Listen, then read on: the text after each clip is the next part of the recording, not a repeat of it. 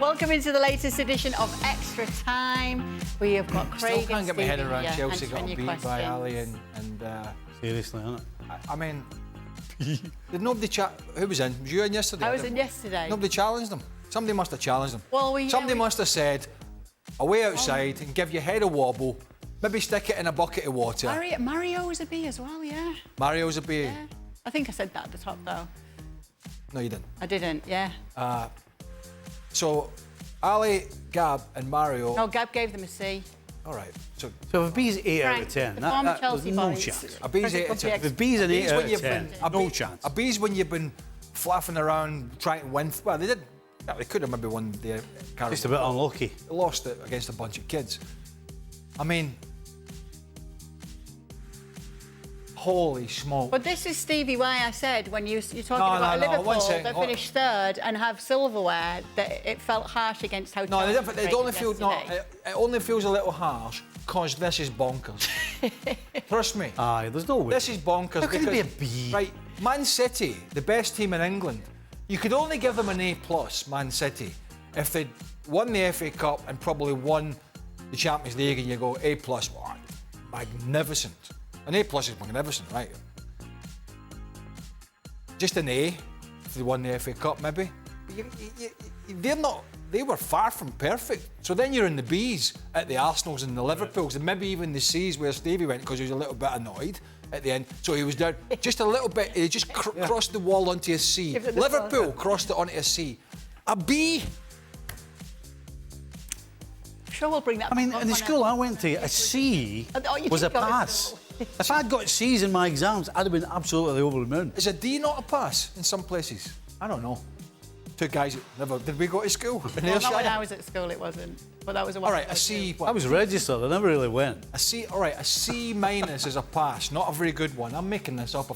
C is average. A C... You'll do. We like average. No, C+ is a pass. So you're saying Chelsea were better than average this year? Not you. Not me. So hold on, so Chelsea were better than Liverpool? Well, that's what they're saying. I mean, this is what I was trying to say to you at the top of the Liverpool segment. No, but it's not. But as he said, that just means that they're talking nonsense. That's them. This is close to a firing offence. I'm telling you. This is... At least a letter. I mean, we had a smidge of credibility just at the end of the season. I bet it was about that size, right? It was a smidge, right? And that one fell swoop in yesterday's show... Erased. That's gone. Erased. Gone. A B. Yeah. Chelsea. Blame your shambles. Sure, it won't come back up on a future edition. All right, for Craig, out of the 3 promoted sides, who's going to finish the highest? That should have been earlier in the impossible question. Well, not Leicester. They've got probably going to lose a manager. Still got the same 2 centre-backs, by the way, that got annihilated when they got relegated. Vaz. Excuse me. Vaz, yeah. Vaz. The big... Wow. The big Scandinavian beside him. Vaz bad. Vaz. And so they've got some financial penalties coming their way in points deductions, I believe. Going to lose the manager, it seems. Southampton's going to be tough. Russell Martin, unless they spend. Who's the other team? Ipswich. Who's going to finish on it? I'm going to say Ipswich, because the other two... I mean, don't forget, when Southampton got relegated year before, last year, they were something like, I'm guessing... They were rock bottom. 20 points off survival. I mean, something crazy. It was a long way. It was like down there. Was he... Yeah, they didn't have more than 20 points all season. I mean, it was a B. So, I don't know. I mean, it's hard to... I mean, the 3 promoted teams went down this year, which is never a great thing to happen because it's not painting a very good picture. But, you know, Forest stayed up for a couple of years and other teams have stayed up. But, I don't know. Maybe Ipswich. I don't know. Ipswich, all right. Stevie, start, bench or drop? Gasgoine, Hoddle and Scholes. You can both come in on this. At his best, I think you got to start Gaza, haven't you? Then Scholes. So I'm starting Gaza, I'm benching Scholes and I'm dropping Hoddle. I'm starting Scholes. You better play against Gaza. I play against Gaza first. I played against Scholes as well. Yeah, we played against them all. But I played with Glenn. He was my manager for a year as well at Chelsea. Great talent, but Gasgoine was a mate. He played against Hoddle, I know. He was at Rangers when I went to Celtic, Gaza. But you look at Scholes' career. I would go Scholes with a career, then Gasgoine, and he's a bit putting Hoddle down the bottom, Glenn, but because he was an unbelievable talent. But they all were. Good question. All right, if Poch takes the United job... And he took me off in the cup final. Aye. So that's it. He's definitely done. See you later. He would have said I deserved it. Well, I did. If Poch takes the United job, is he taking a risk of tarnishing his reputation, constantly walking into badly managed clubs? Don't think so, no. Don't think so. No. No? No, he's getting an opportunity to show that he can do it at a big club. He was successful at Tottenham. People talk about he doesn't win trophies, but at the end of the day, from when he took over at Tottenham to where he took them, to the Champions League final and challenging for the Premier League, you got to say that's success. PSG, everybody has problems there. The whole Chelsea nonsense. So, no, absolutely, this is. I think this is a good job for him. I think we'll find out without any excuses what he's capable of. If that happens, okay. Yeah. For Stevie, today is National Hamburger Day. Do you eat your burger as well done as your steak? Aye, 100%. That's a very well. I suppose whoever's asked the question doesn't know him. to the rest of us, that's a silly question. To the individual, it's not a silly question because 100%. But yeah, I mean, even haggis, his burgers are not as well done as mine. Why is the dog eating burgers? Because he gets a burger with his meat. Spoiled. He gets a burger, he gets dog steak. food. Try dog food. But you know, there's to different people. Everybody eats their food different. Obviously, there's people. But I certainly, I think chefs kind of get the hit. It's always a danger, I think, when you go in any restaurant and you ask them to frazzle the meat. The consequences of what maybe how your meat may come out and whether it's ended up on the floor or not, as the chef is in a rage. I think they definitely take the hump. Yeah. But why do they care? Well, that would be my argument. Because you're wasting the steak, really. But if you listen to them all talking about it, they all have the problem with it, right? Don't they? Yeah, you do. You're wasting it, really. You're taking all the juice out of it. So what? Who's paying the bill? We want it, exactly. But hold on, if you've got something that's tasty and you're taking the taste out of it. What makes you think it's no tasty for me? Because I've tried a well done steak. It's dry. But it doesn't suit your taste. No, I know that. Well, there you go. So why you have a problem that it suits mine? Right. Well, I don't have a problem that suits yours because I'm now have the thought process that at birth, before you get out of the delivery room, you had your taste buds taken out. Oh gosh. I like what I like. Oh, I know that. And I like it well done. Well, you're not the only one that likes it well done. I get that. For people that have it sort of medium rate or whatever, it's hard to get your head around in that. Because it's dried, isn't it? It's like putting it in the bonfire. Well, he knows what he likes. Who had the more talented squad? Scotland 86 World Cup or Scotland 98 World Cup? Probably 86. Probably 86. We got put in a horrendous group. We had West Germany at the time, Denmark, the up-and-coming team in Europe, Uruguay, and ourselves. Yeah, that was a good team. Yeah, we got a bad group. Well, I didn't get a bad group team, but we got Brazil. We opened the World Cup. It wasn't bad. It was great. I suppose that was a good way to do it. If you're going to go, and we were, rather do that than playing the opening fanfare game that's broadcast around the world against all these superstars, which you didn't really think of at the time when you're a player. You just go and play. But and you look back now and you think, well, with all respect, I'd rather have done that than played against, Switzerland, Cameroon, Switzerland, Bosnia, Croatia. They're all great. They're all good, but I'd rather have done that. Well, I'll tell you what, that squad, two players that got left out of that squad. One was Alan Hansen, I don't think there's any doubt that Hansen is one of the best centre-backs that ever played in British football, never mind Scotland. He got left out of the squad, supposedly because he had some knee problems, but he played every game that season for Liverpool. And the other player that got left out was Maurice Johnston, who at the time was scoring goals for fun. So that's how good the squad we had when those two never made it. Well, I tell you, it tells you kind of how as the eras have gone on, it tells you the difference in the national team as the Scotland struggles have gone on. It's been a little better in the last few years with Stevie Clarke, for sure, but still the squad depth is not there. He's talked about those two players, Hansen and Johnson, that was left out. We had two players left out our squad that would have walked into any squad now. After the 98, they would have walked into any squad and played. Not even was Stuart McCall and Ali McCoist. They were both at Rangers. I played against them that year, up that 98 season. They were both at Rangers, both fit.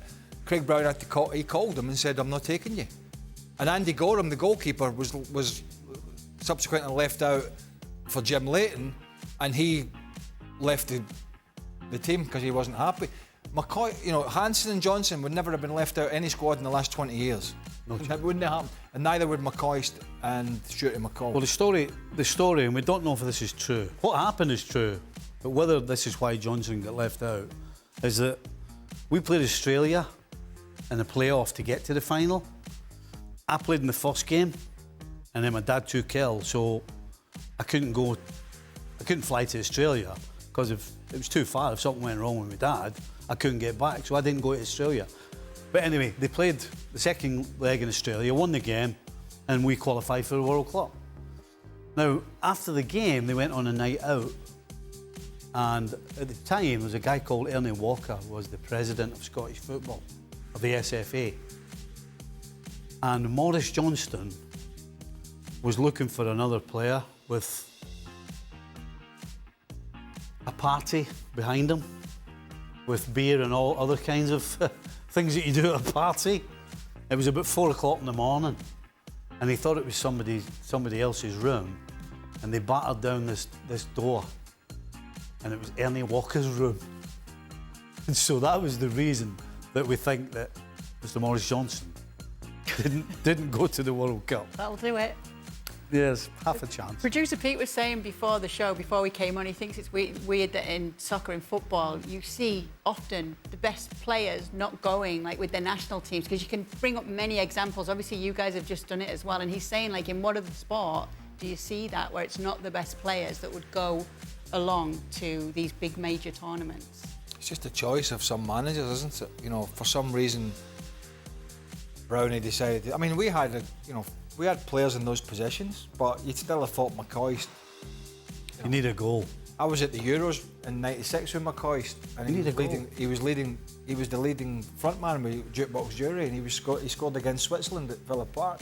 Coisty would always, even if he take Coisty and he's coming off the bench for 10 minutes, you know what I mean? Plus around the place, he's unbelievable. Aye. But he left him out. I mean, you look now, even with the players Clark is working with, Che Adams at Southampton, the lad who was born in Australia, Lyndon Dykes. Holy smokes, they wouldn't get they wouldn't even get in the squad. Never mind get a game, but that's kind of how things have changed. Last question. Craig, Stevie was adamant that you did not have the temperament to make a good assistant coach if he were to make a return to managing. Is his assessment correct? Well, we had this discussion a while ago, many times, and he's not having it that I would change. He's not having it. I said I know I would have to change. I couldn't go in with a bull in the china shop sort of mentality, wanting to fight all the players, because I know I've been in the dressing rooms. I know that can't happen. His opinion is that's what would happen. So we don't know. Look, he's even changed the way he's sitting. Because I was like, I couldn't wait to hear it. I couldn't wait to hear it. So what? I can change. I can change. Give me the job, boss. I can change. 6-0 defeat, mild-mannered walk in. All right, lads, day off tomorrow. Don't Chin worry up, about it. lads. It's one of those days. Chin up, be positive. One of those days. I think he agrees with you, really, deep down. What?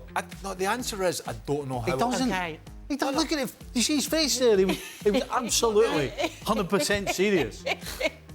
The answer is the answer is I don't know how I would handle it. I don't know. Okay. The school of thought is I would handle it badly.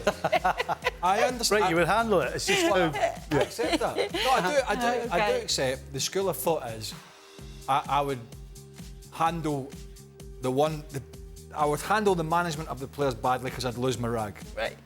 Now I have to put up a counter argument. I don't think I would, but I don't know. I love if you don't know, then I think that says it all, right? I don't think I would because we've all seen managers do it. I've seen managers do it. That was the norm back in the day. Managers would come in and want to fight everybody, and you're screaming and shouting. It was like you could. What I would say in your defence was that as a player, you had to do it. What? Well, you got to keep your head on the field, otherwise you get sent out, or you get booked, or whatever. So there is that possibility. It is a possibility. Right. The question is, Bearing in mind, you know how frustrating it is. You must go in biting your tongue sometimes, I'd imagine. Because I only know it from my side, sitting down, head down, waiting and bollocking from the manager. Right. That's all. So here's the thing, right? The key is losing it at the right time, because you lose it, and you have to. You have to every now and again. You got to stick your finger in the face and tell them just exactly how where the land lies or how it lies. But you can't do it too much, otherwise you just shut it down. They're like, oh, here we go. See, my counter argument would be, but I need to go. Yeah, we've got to go, but I'd love to see this. No, because I've been on this show for probably going on 15 years. 10, 11 of it in the US, before that, when it was a formal name, Press Pass. And I would say I've done well to keep my rag. On the show. I've done well. Because this would be on the pitch, right? This is us playing. This is the 90 minutes.